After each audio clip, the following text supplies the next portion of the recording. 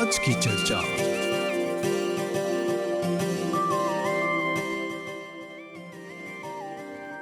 सबको के नमस्ते। आज की चर्चा कार्यक्रम में आप सब लोगन के स्वागत बाटे। लेंदे के दिन त चला फिरों से आपके स्वागत बाटे आज की चर्चा कार्यक्रम में। और वो हमेशा नियन हमनी के मेहमान रहेलन के फागिदाने से प्रिंसिपल एक्सटेंशन ऑफिसर श्रीमान नंदकिशोर प्रताप जी नमस्ते। नमस्ते जी। दिसंबर के महीना चढ़ गल बाटे और उ अभी त दूसर जन हफ्ता उ चढ़ल बाटे और उ कल्ले हमनी जात है जा जो नवा बारिश आवता। पर जब कौन सो बात है कि हमनी बात करी लाजा खेती हर लोग के बात करी लाजा और लोग के काम कबो खत्म नहीं होला, फिनी नहीं होला, जाते रहेला, काम तो होते रहेला। आज हमने बात करब जा हॉट वाटर ट्रीटमेंट एकर पर काफ़ी चर्चा करले हवा। एकर बारे में आज देता में हमने बतियाब सा कौन चीज है हॉट वाटर ट्रीटमेंट। तो हाँ प्रताप जी जब बोलत है जा हॉट वाटर ट्रीटमेंट कौन ट्रीटमेंट है गर्म पानी से, तनी सुन विस्तार से बतावा। हाँ, नाम बा हॉट वाटर ट्रीटमेंट। कैसे बोला? गर्म पानी से जी। अब गर्म पानी कौन चीज कैसे इस्तेमाल करी लाजा और कौन चीज पर इस्तेमाल काहे इस्तेमाल कैसे इस्तेमाल होला? कैसे इस्तेमाल होला? तो गर्म पानी हेरे का हमने के जो बीज है बिया जी कोनो बिया ढेर ऐसन विभिन्न प्रकार के बिया है रेखा। जब कोई भी बीज के पैदावार करेला माने कि सीड प्रोडक्शन तो खुला मैदान ग्रीन हाउस में हो कहूँ सगरो होला। तो कौन सी हो जाला बीमारी? दो तरह के बीमारी है। एगो बोला जा जो फंगस है जी और एगो बा बैक्टीरी। दो तरह के जो बीमारी है फंगस और बैक्टीरी उ सकेला हमने के बीज में चलाई रेखा। उ सकेला पत्ता में आल, फूल में आल, फल में आल, तना में आल और ऐसे देखिला जा ऐसे वायु रहेला, हवा में, हाँ। स्पो हरदम बोलिला जा रहेला, माटी में रहेला, पानी में रहेला, पर उ सकेला हमने के बिया में चलाई। अब जब बिया के बात बोलत है जा उ सकेला ओकर ऊपर रहे या भीतर भी। देखा दू गो जोन बीमारी बा उ सकेला हमने के बिया भीतर त हरदम हमें बोलिला जा त उ त छला तब हमने के रोपे के जी सेमे करब जा। तब सेमे करब जा हवे जोन बीमारी बा उ का करेला फैलेला। जी शुरुआत करेला सकेला हमने के जोन बिया बा गला दे सकेला। जब थी छोटा पौधा होता वो भी गला दे, बड़ा होता तब पत्ता में आए तब फिर से वो बीमारी चलते जाला। जी तो ये खातिर हमनी के चला बचे के अब एक गो बिया नहीं बा लेकर जा छोटा बिया से हमनी के जो एथी बा पिती पीमा के जी मोटका पीमा गाजर बा हमनी के जरकोतान बा फली बा ई सब देखिला जा हमनी के है जो दू गो तरह के बीमारी है वो ट्रांसमिट होला। तो यही इसे चला हमनी के बचे के तब हमनी के हरदम वहीला जा हमनी के जब शुरुआत करीला जा हमनी के छोटा बीज डालीला जा माटी में, नर्सरी में डालीला जा सकेला पीतमोस में डालीला जा। तब हमनी के चला हरदम अच्छा बीज इस्तेमाल करे के। जी तो अच्छा बीज इस्तेमाल करे खातिर तब हमने के चला हॉट वाटर ट्रीटमेंट। हाँ तो गर्म पानी अब नहीं सकब जा बोले सब कोई के गर्म पानी में सिर्फ डाल दे। हाँ। नहीं ई तरीका नहीं है। ये तरीका नहीं है क्योंकि सब बीज के एगो कैसे तापमान है और कितना बखत सकब जाता है कितना मिनट जी। हाउ जोन अब उ है एगो उपकरण हमें के एगो स्पेशल उपकरण है हॉट वाटर ट्रीटमेंट इक्विपमेंट। तो उ हमने यहाँ सब फागे के जितना मेन दफ्तर बा उ हौजा अफसर लोग है दफ्तर जाइबा जा फोन कर देबा जा तो हई जो एथी सेवा फागे प्रदान करेला मुफ्त में।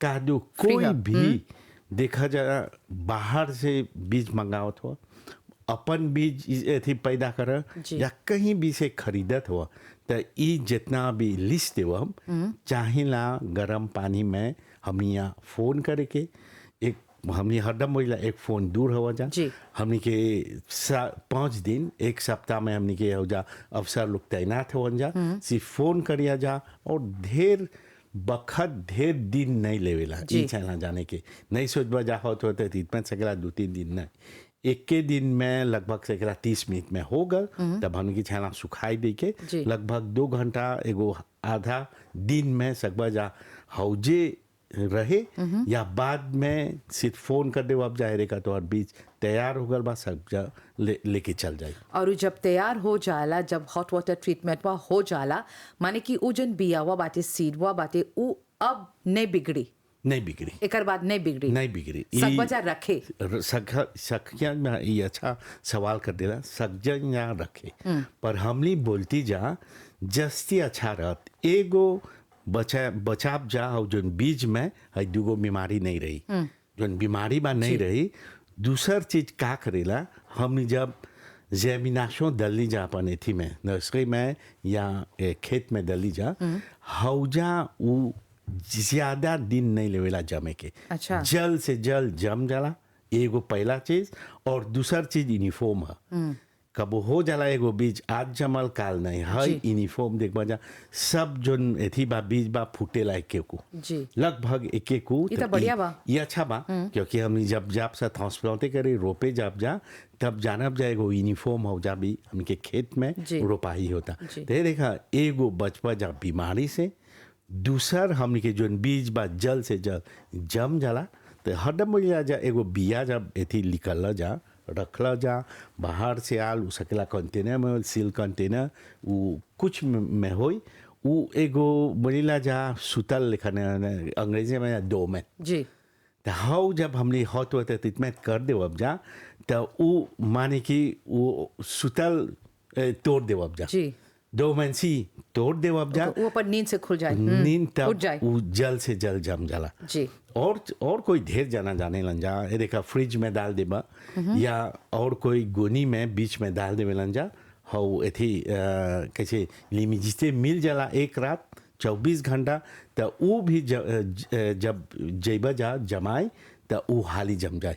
पर है जो हॉट वाटर ट्रीटमेंट गर्म पानी के बर्थ है जा थी करके वो नहीं छना करे के सब, क्योंकि तोहर गोनी में और कोई डाल देवे जा हौजा भी सकेला बीमारी हाँ हाँ थी जो फंगस बा बैक्टीरिया बा हौजा भी होई तो ई एकर से छना बचे के। तो ये देखा हरदम हरदम हरदम मैं बोला जा आगे जो चीज जाप जा करे हमके छना देखे के कितना संभावना बा है सब बीमारी आई तो नहीं कैसे बोलते हैं जा चला बचाई के। जी तब प्रताप जी हैजा पर एगो प्रश्न आवेला, जब बोलत हुआ बिया जब निकाल देवेला तब बिया तब ओकर हॉट वाटर ट्रीटमेंट करेला तो ऐसन कोनो संभावना बाते जैसे कागज के बोलत हुआ पीमा के बाते उ जब गांचवे में बाते जब ओकर फलवे में बाते ओकर से शुरुआत होला बीमारी? हाँ हाँ शुरुआत होला जल से जल ये देखा सकेला हाई बीज में नहीं होई ये अच्छा बा जाने के बीमारी विभिन्न प्रकार से फैलेला जी। एगो सकेला हमनी के पानी में रहे, दूसर हमनी के माटी में फिमिया में जितना कंपोस्ट में भी ना हौजा सकेला बीमारी हुई। अब कैसे बोले जा हवा में स्पोह इसे उड़ के चलावेला या रहेला हमनी के जो फंगस है बैक्टीरिया उड़ के तो या हमनी सकब जा एगो खेत में जाप जा दूसर खेत में प्रवेश करीला जा तो हमनी के सकेला हमनी के जो लुगा में सब में चिपक जाला तब सकब जा वो बीमारी ट्रांसमिट कर दे। और हैजा एगो ज्यादा हमनी के जो प्रिकॉशन छाला लेके ग्रीन हाउस में शेल्टर्ड फार्मिंग में, क्योंकि हौजा जे चल गल फैले खातिर वो जल से जल क्योंकि हौजा जो तापमान नवीन में वैसे बड़ा पोपी सा फैले के। जी तब प्रताप जी जैसे कि अभी तोहर से पूछ ली जो बीमारी बाबा वो जो गाँचुए में बातें फलवे में बातें अब देखा हम नहीं जान ली बीमारी बा हम तुरंत है पीमा तुरंत है कुछ हो रही बिया कुछ हम तुरंत है हम ओकरा पकाब तक कोनो फर्क पड़ी नहीं जे कोनो बीमारी हम नहीं जानला पर इतना हमनी के एथी नहीं करेला फर्क हाँ स्वास्थ्य के पर हमनी जान जाइला जा देखा हमनी के जो एथी बा गाजर उ सकेला पत्ता में बीमारी होई तब गाजर में नहीं जाला गाजर देखबा अच्छा बा सेफ कैसे बोला सेफ एंड हेल्दी है वो सकब जा खाई। जैसे देखा केला में ऊपर सिर्फ छिलका में हो जन बैक्टीरिया हो जा एगो बीमारी या फैकल बोलीला जा पर वो भीतर नहीं जाला तो वो सकेला नहीं खाब जा पर और चीज खराब हो जाला गले लगेला वो सब तब हमने के नहीं छाना खाई के। आज की चर्चा तो हम बिल्कुल आज की चर्चा कार्यक्रम में संगे जुड़ल हवा हमनी के संगे हवन प्रिंसिपल एक्सटेंशन ऑफिसर श्रीमान नंद किशोर प्रताप जी और हमनी बतियात है जा आज हॉट वाटर ट्रीटमेंट काई जना जन हवन जा प्रताप जी बोले लन जा परेशान हो जालन जा कि हाँ बिया हमनी रोपले है जा नहीं उगता प्रॉब्लम हुआ गल गल हाय हो गल अभी प्रताप जी बतले हुआ बैक्टीरिया अभी हमनी के बतावा कौन बिया में कौन कौन बैक्टीरिया होला और वो जो ट्रीटमेंट बाते वो कितना तापमान में कितना बखत लेवे लाओ। हाँ पहला इला जामनी किसी टमाटर सब लासोस में जाला हाँ। टमाटर पर बतियाइला जा हैजा 3 तरह के बीमारी बा बैक्टीरिया सिर्फ बैक्टीरिया सकेला ओकर पत्ता में ओकर तना में फल में भी चलावेला एगो तो जानी ला जा टूटा अब्सोल्यूटा टूटा अब्सोल्यूटा वो जोन कीड़ा है वो एथी करेगा प्रवेश पर वो भी हमके फल से वो करिया कर देवेला करिया और वो नहीं से कब्जा खाई ई चेहरा जाने के तो ई देखबा जा पहला शुरुआत होला हमने के छोटा पौधा में जैसे बोला जा पत्ता में जी। तब जस्ट जे हई ट्रीटमेंट नहीं कर ली जा तब फैले लगी ओकर बांस में ओकर फूल में ओकर फल में सगरो जाला चिटी चिटी लग जाला जी। हमने के दाग लग जाला तो ऊ एगो हा बोले जा बैक्टीरियल स्पॉट वो छोटा दाग काला हो जाला पर ऊ जे नहीं एथी कंट्रोले कर ली जा फैले लगेला जी। और ऊ कैसे बोली जा हमने के जो पलामुन बा सरा देवेला और ऊ जब ऐसे बिक्री हो जेबा जा करे तो ऊ देख के कोई नहीं खोजी खरीदे जी, के जी। क्योंकि बोलिया जा इतना दाग बा जी। इतना जरूरी बा तो ई तब नहीं सकेला बिक्री करे तो ई सब नाश हो जाला तो ई जो बीमारी बा है जे गरम पानी से ट्रीटमेंट कर देव जा अब 3 तरह के बा एगो है जो बैक्टीरियल कैंकर बोलिया जा वो कैसे सिट्रस में हो जाला जी। पर वो जो दाग है जैसे मोटा है तो वो है जो हमके स्पेशल उपकरण बा हमके जो दफ्तर में 20 मिनट हमने के सेकंडे दे गए तापमान और वो जब बोलीला जा यूनिफॉर्म छैला जी। जो तापमान बा यूनिफॉर्म 20 मिनट में वो लोग रेगले कर देवेलन जा तब वो निकाल देवेलन जा वही पानी में उबाल देवेलन जा तब हमने सुखा देला जा जी। तो एगो ढोकरी में डाल देला जा और कोई सोची है बिया पनिए में नहीं छोड़ देला जी, जा जी। हम यहाँ ढोकरी है स्पेशल है उमें डाल देला जा तो वो जैसे 20 मिनट हो गल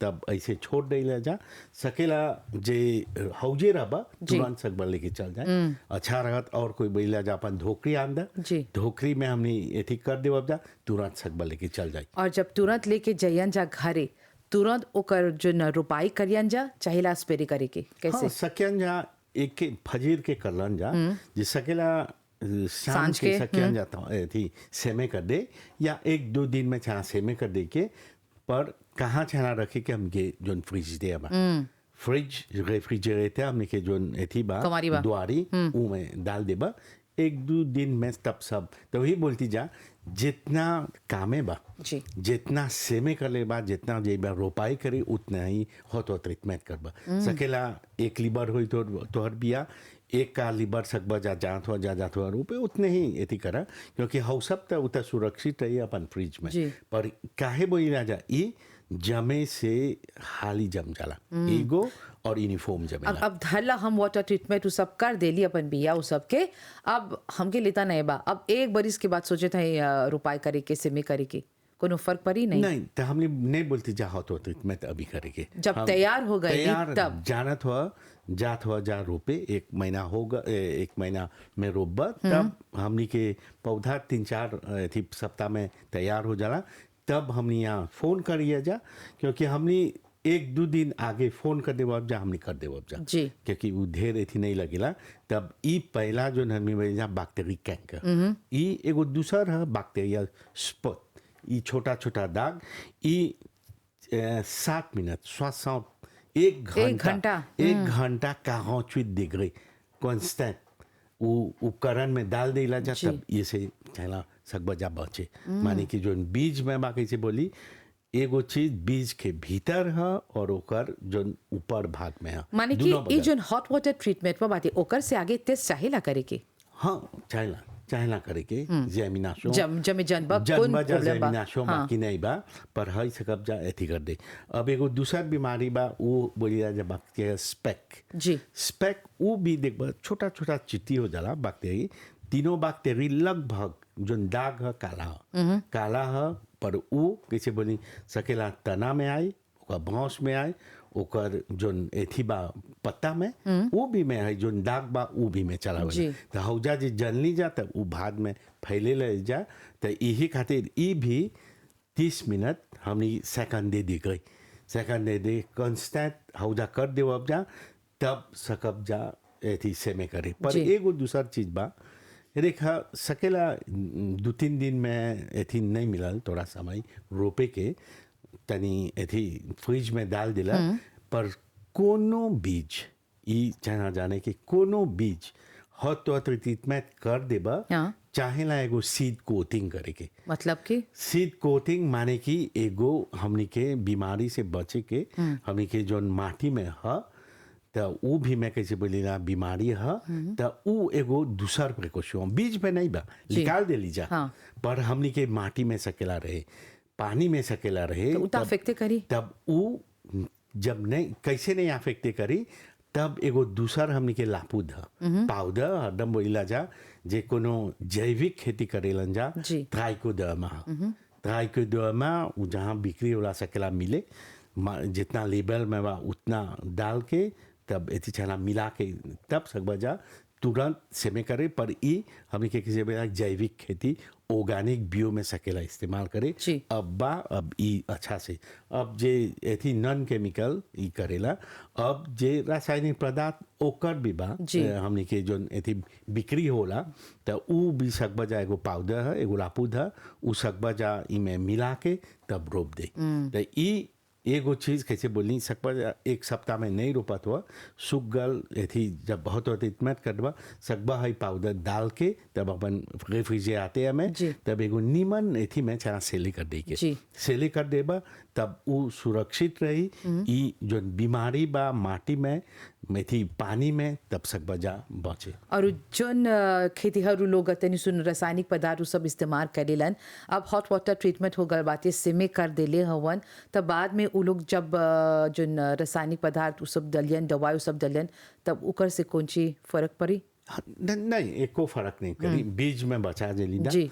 हाउ जोन एथी हमनी कोटिंग दे लीजा हाउ जोन लापूद डाल दे लीजा ऊ से बचब जा कैसे जोन एथी बीमारी बा अब बाद में कैसे सकेला ये देखा हमनी कैसे बोले जा हमनी के वायु में स्पो वो भी सकेला चलाई तो यही खातिर हमनी बोले जा अपनाए के नर्सरी एगो नर्सरी में वो ढाक गल बा प्लास्टिक बा चारों बगल इंसेक्ट पुकनेट माने कि कीड़ा नहीं आए और बरसात आवेला वो भी जब फैले लगेला सकेला एगो गाछी में रही दूसर गाछी में छटक के चल चला तो ई सब जे हमनी एथी करब जा प्रिवेंशन हरदम कुछो चीज करब जा चाहे ना सोचे के बाद में हमनी के कठिनाई दे या नहीं तो इस सब से देखा एगो बोली जा बीज दूसर जो पानी बा जो माटी में ऊ से बचब जा जी। ये बोली कोटिंग डाल के अब बाद में देखब जा ट्रांसप्लांटिंग करे से आगे कुछ हो गल बा ई नहीं बात है जा बीज में से आल नहीं सकब जा बोली सकेला माटी में में से, बचा हाँ। दे ली जा सकेला वायु में स्पो होई कहूँ से उड़ गल इता हो जाला तब एकर से तब हमनी के रासायनिक पदार्थ हमनी बोली जा एकदम सकबा जा जे दिखबा जा आवता बीमारी हो गल बा तो सक जल्द से जल्द एथी कोनो हम यहाँ फ़ोन करे तो हरदम बोलीला जा कुछ हो जाला सब अवसर यहाँ एगो मोबाइल बाज जी। यही इनोवेशन और टेक्नोलॉजी एगो तस्वीर खींच देबा एगो वीडियो बना देबा कभी भी अभी बोला हमनी वैनकाट सेट हमनी के किसान लोग काम करेलन जा जी। हमनी भी ये देखा मोबाइल में कभी भी खींच के एगो तस्वीर विदा कर दा हमनी सकेला तुरंत एथी जो एथी बा एथी करे के प्रिकॉशन हाँ।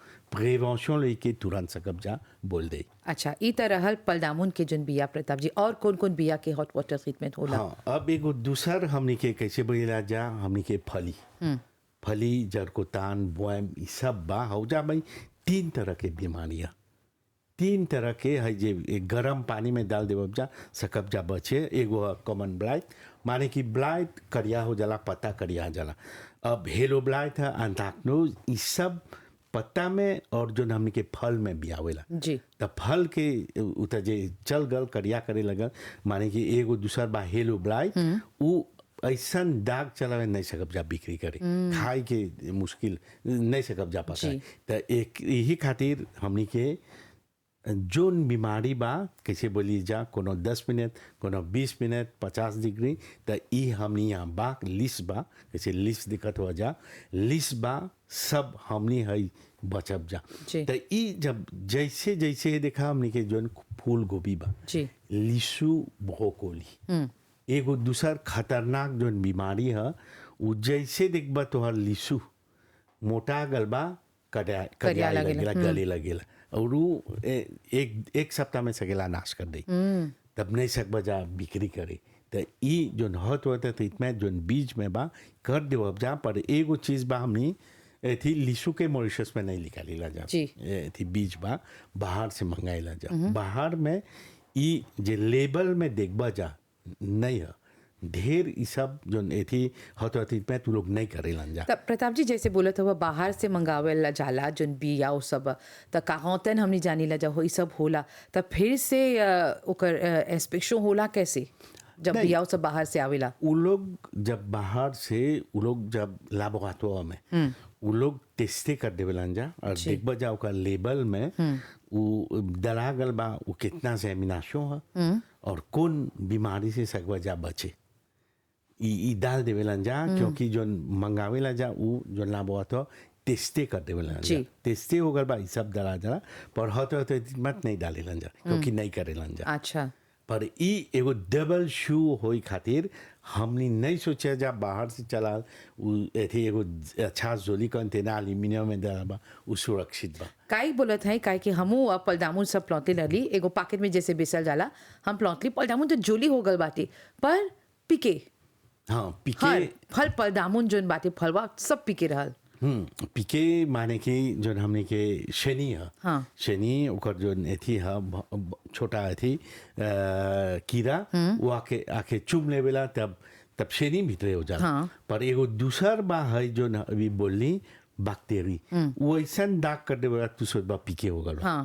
पर पिके नहीं है, पिके नहीं है, हमनी सकब जा अपन उंगली से ऐसे हाँ। एथी कर देबा उ निकल जा। हाँ। पर उ त उ निकल जा, पर जो एथी बोली जा पिके हो जाला फूड फ्लाई माने कि कीड़ा उ चूम लेलक, तब उ भीतर का हो जा अंडा पार देवेला, जी। तब हम जो शेनी डेवलप हो जाला, तब बाद में देखबा निकल गल, तब एगो एथी हो जाला, एगो छोटा छेद हो हाँ, जाला। छेद हो जाला, तब जनबा जा ई शू बा कि ई कौन ची है वो एलिकोवेपा बोली जा एलियोटिस, वो एगो एथी कीड़ा से फैलेला, तब वो जो एलियोटिस या एलिकोवेपा बोली जा। अच्छा तो चला आज हमने बतियात है जा जो हॉट वाटर ट्रीटमेंट बाते, और हमने देखा था जा कि जब कुछो किनत है जा ओकर लाबेलिंग जो बाते वो बहुत ही ज़रूरी है, क्या कि हमने किन देला सा हाँ बिया मिल गल, अब जाता है सब सिमे करे प्लांटाशों करे, पर वो जो लाबेलिंग बा वो हमने नहीं पढ़ीला सा, ये बहुत ही ज़रूरी है। हाँ लेबल हरदम हमें कुछो भी खरीद जा सकेला, बीज रासायनिक पदार्थ सब में एगो लेबल है, और लेबल वही एक गो हे देखा एक गो बीमारी अभी बोली जो थी लिसु में फैलेला, तो वो एगो तरह के एथी नहीं है रासायनिक पदार्थ, सब जो हमने के कंपनी बा वो कोनो भारत से मंगावेला, कोनो चाइना से, कोनो साउथ अफ्रीका, तो उ लोग के जो नाम है एथी एगो कपर फंजीसाइड है, कपर फंजीसाइड, पर कपर फंजीसाइड उ लोग विभिन्न प्रकार के नाम है जी। तो ई कब हो जाला कंसंट्रेशन दूसर है, तब जोन हमने के छाला डोजाज है कमांडे बा वो अंतर है। तो यही खातिर हमने के पहला चीज खरीद देबा चाहेला उ लेबल पढ़े के, ई बहुत जरूरी है, कौन बीमारी से सकेला बचाईबा जा, और कितना चाहेला एथी कैसे ओकर जैमिनाशों कितना बा जी। जे ई एगो दूसर चीज है, कोनो 40 है, कोनो 90% जैमिनाशों काहे, क्योंकि हरदम सब नहीं जमेला जी।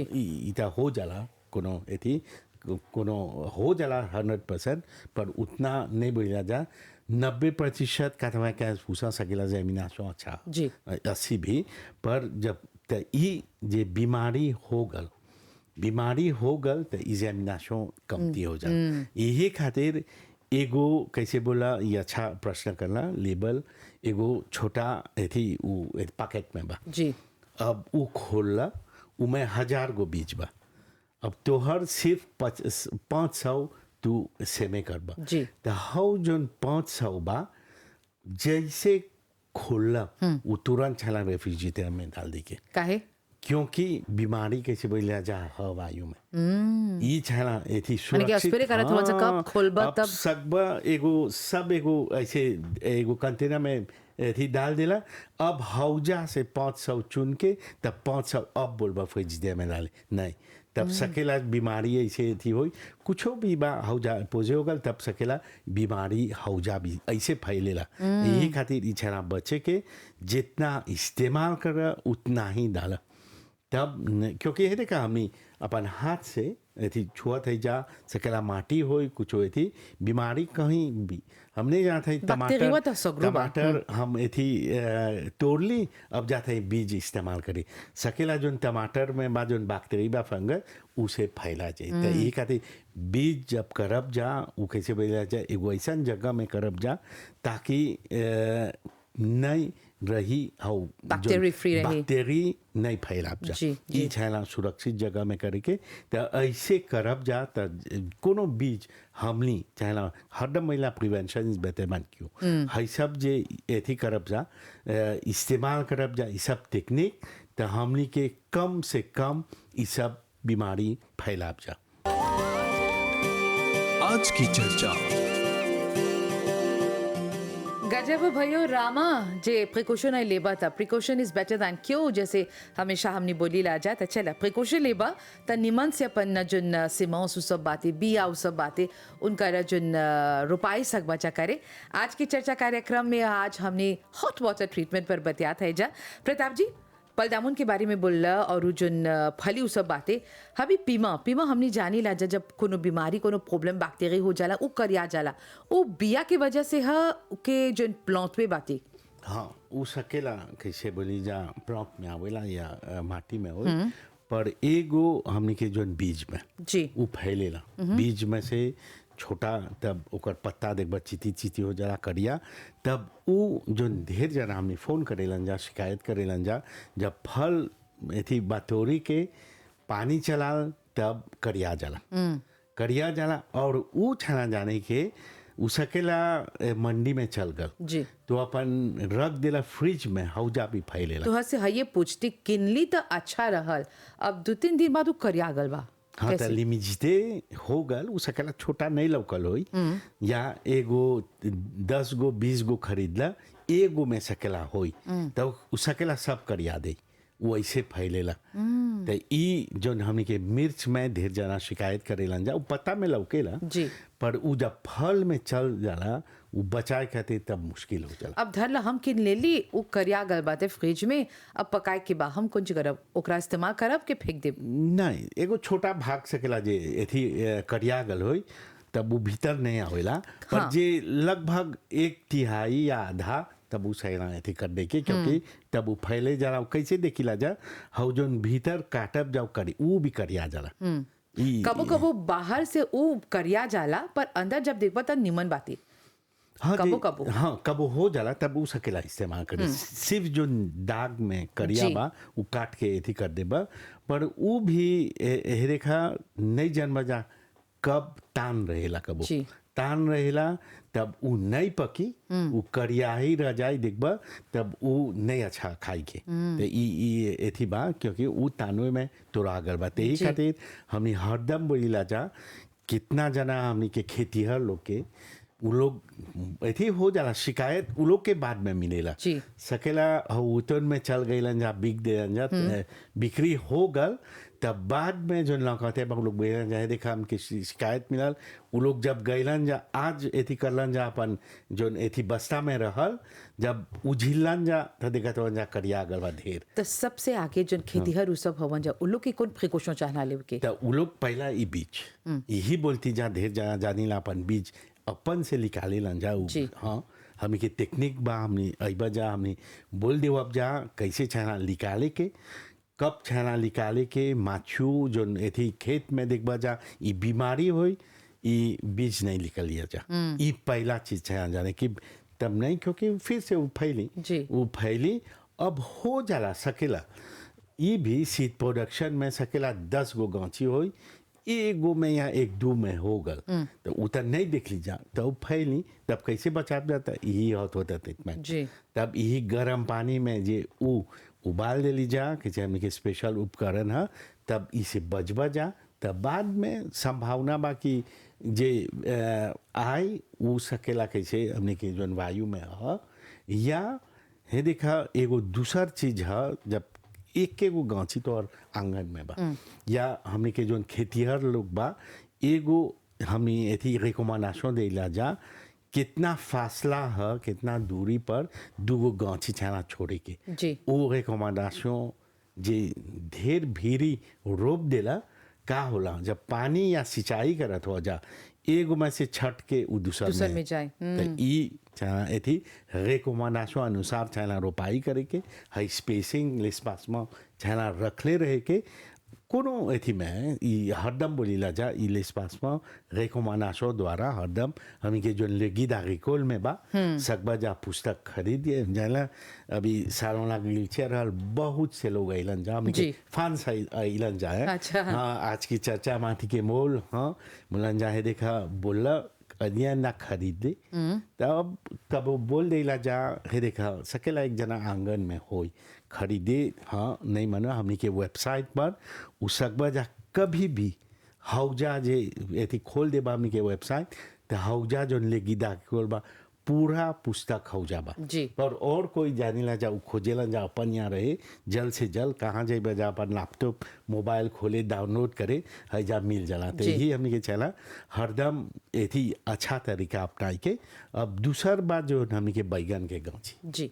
ये भी ढेर शिकायत होला खेतीहर लोग या घर पर वो लोग रोपलन जा बिया सब अच्छा रहल सब एको बीमारी कुछ नहीं होता जी। कीड़ा एक कुका हो जाला एगो जोन बांस बा जोन तना उ सूख जाला तो ई प्रताप जी जैसे बोला था वो हमने देखा जाए जो पल्लामुन बातें बैगन वो तो भरती बरिस मिलते रहेला अब अभी लेता हूँ तो सौंसे हो गल बातें वो सौंस में लेता हूँ से होला एगो फाकते है सकेला हाँ सकेला क्योंकि कब हो जाला लिम एक को गरम करता का ठंडा कर देला हाँ।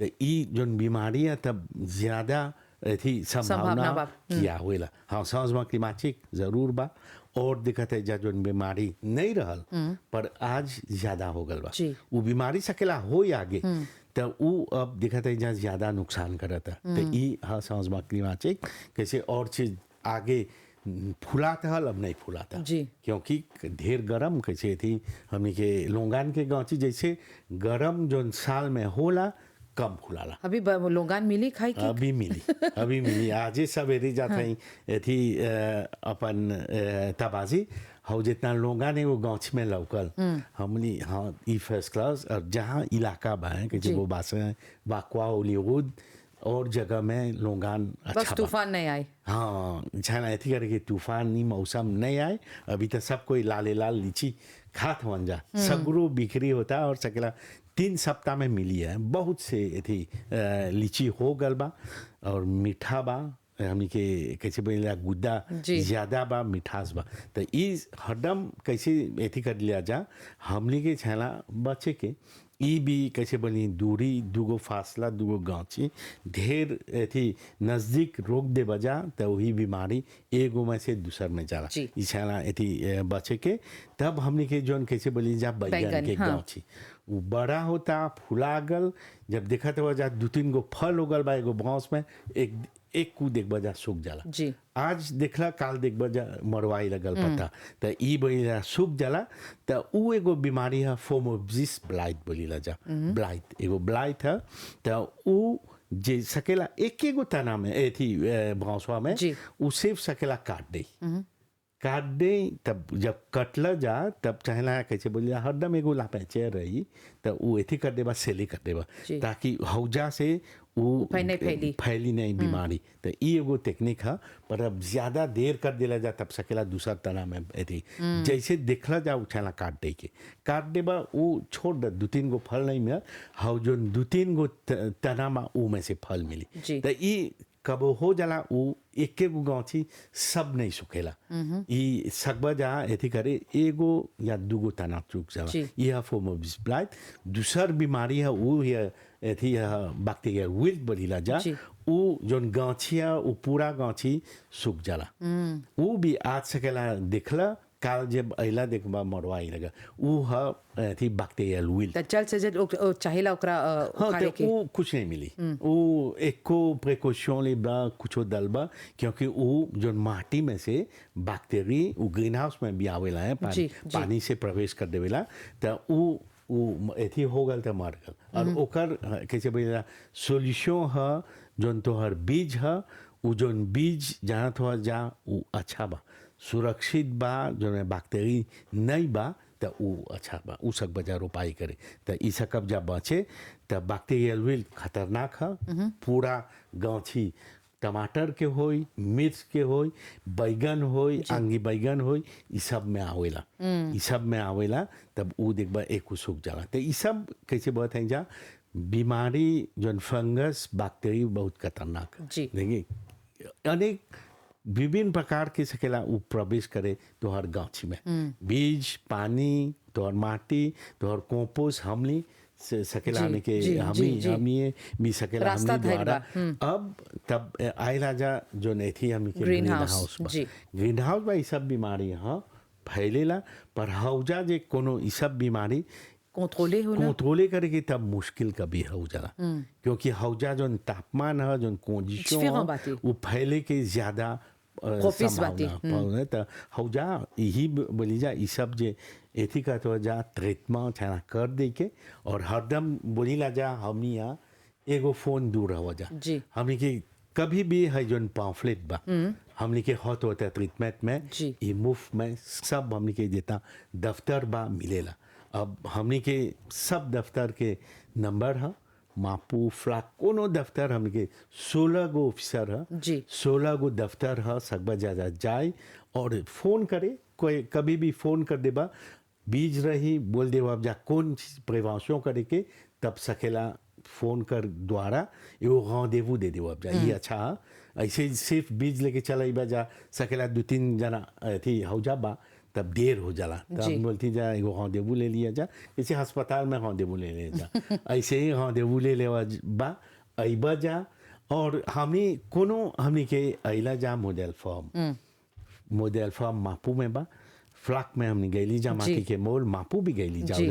सस्टेनेबल फार्मिंग पर बा प्लेजेंस रिवियर des Anguilles वुटन कहीं रेजुई चल आई बजा अफसर से सकबा जा मिले और सकबा जा घूमे जी। हाँ भीतर एगो visit प्रवेश करी। करे देखे कौन सी रोपाई करे कैसे रोपाई हरदम में जा गेंदा के फूल रोपाई करेला जा जी। मापू में गैली जा देखली जा कैसे हो जा एथी डाल देले जा जोन गोभी रहल या कोतमीली डाल देले जा कुछो भी गेंदा जे थी वो कैसे बोले जा वो एगो रिपेलेंट है और वो Attack भी करेला। अटैक करेला तो ई सब सकबा जा दिखे कितना इनोवेशन करत है जा जी। देखा ढेर जना एथी में हो जा पशुपालन में हो जा मापू में एक जे आवेला एगो घास नहीं बा 7 गो तरह के Varieté बाटे। variété और बीज हम ही दे दे जा सकबा जा अपन यहाँ रोपे अभी आवब जा माटी के मोल में देखब जा नौजवान लोग जी।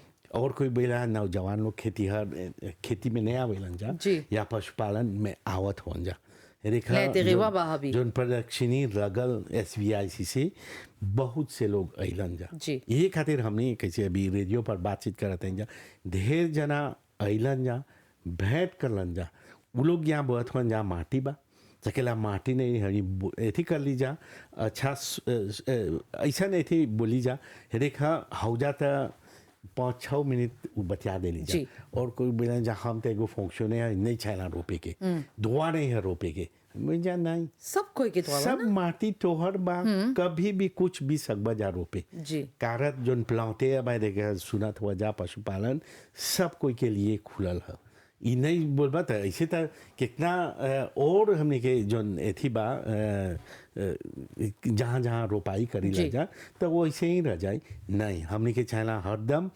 ऐसा जानकारी दे के ताकि सब कोई छोटा छोटा जगह में चाहला रोपाई काहे करे कि माटी के वाले बातें हैं माटी के मोल ओकर माटी मोल बाटे। के वाले जी। बा माटी भी नहीं रही अब तो बहुत है जा दमला में रोपाई करेगी जी अब तो दिखाई में हो जो दमला बा बेसिकली होता जी हमें बहुत है जा प्लास्टिक बिगा था सिर्फ बाँव बना था ऐसी नहीं अब तो ऐसी लौके के मिलल कि छोटा बड़ा दमला बा एगो रेवोल्यूशन जैसे सकब सब बोले एगो रेवोल्यूशन पर वो हरदम बोला जा अइया जा हमने एगो फोन दूर कितना हमने के दफ्तर बा अइया जा कितना हमने के कार्यक्रम करत है जा एमबीसी पर हो जा रेडियो, और टीवी, हमने के हाँ। कोनो कोनो जोन करीला जा अभी माटी के मोल वो यूट्यूब पर चैनल जी, पर जी। कभी भी सकबा जा देख ले तब हमने के संपर्क नहीं छुई जा हो जा देख ले जा हमने के नहीं सकबा जा बैठ करे हमने के सब ऑफिसर लोग